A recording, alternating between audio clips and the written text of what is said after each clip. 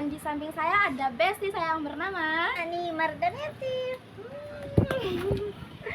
Baik, hari ini kita akan membahas cerita rakyat dari Sumatera Barat, Padang, yang berjudul Batu Malin Kundang. Menurut kamu nih, gimana topik yang akan kita bahas kali ini? Menurut saya cerita Batu Malin Kundang ini udah nggak asing ya. Karena saya dulu mungkin sekitaran umur 7 tahun atau 8 tahun udah tahu tentang cerita ini, dikarenakan banyak dibahas oleh guru-guru yang ada di sekolah SD Dan ya, orang-orang tua juga biasanya dibahas biasa gitu sih. Kalau kamu sekitaran umur berapa kamu tahu cerita ini? Kalau saya sih dari kecil-kecil, soalnya kan orang-orang di sekeliling saya selalu membahas gitu. Tapi kelas 2 kalau nggak salah itu dibahas oleh guru, jadinya tahu.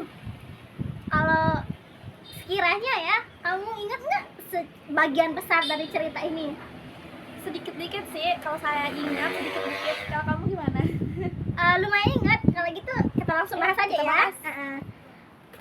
Cerita Batu Malin Kundang ini adalah cerita yang mana ada seorang ibu yang bernama Ibu Rubayah dan anaknya bernama Malin Kundang yang hidup berkecukupan dan berada di pesisir pantai gitu kan. Janda juga. Ya. Terus pada suatu hari Malin Kundang ini ingin pergi merantau ke negeri seberang untuk memperbaiki ekonomi keluarga. Akan tetapi setelah bertahun-tahun lamanya si Malin Kundang menjadi kaya, dia tidak mengirimkan satu pesan pun kepada orang tuanya. Terus pada suatu hari Malin Kundang pergi ke kampung halamannya bersama seorang istri yang merupakan seorang putri bangsawan, dan dia tidak mau mengaku ibunya. Kamu tahu karena apa? Karena apa sih? Karena apa ya? Karena pada saat itu mungkin dikarenakan Malin Kundang udah kaya ya, dia malu, lupa diri gitu. lupa diri dan malu mengakui kalau ibunya itu adalah ibunya kandungnya. Dikarenakan ibunya pada saat itu berpakaian lusuh, udah tua dan berpakaian compang-camping. Jadinya ibunya itu sakit hati gitu. Kok anaknya begini? Oke, karena itu ibunya mendoakan si Malin Kundang. Dia mengutuk Malin Kundang kalau dia menjadi batu Malin Kundang gitu. Ya. Terus ibunya dikutuk nih Malin Kundang. Dia kutuk lama kemudian, karena kan ibunya berdoa begini ya. Kalau emang dia anakku, maka bukan kayak gini deh sebenarnya. Kalau dia bukan anakku saya maafkan, tapi kalau emang dia anakku, mohon dia diminta hukuman gitu. Jadinya pas Malin Kundang pergi untuk pulang, tiba-tiba muncullah sebuah petir, sehingga kaparnya terombang-ombang oleh ombak ya, badai gitu. Dan Malin Kundang menjadi batu pas saat itu. Kira-kira menurut kamu nih pesan moral apa yang bisa kita ambil dari cerita yang kita bahas tadi tuh?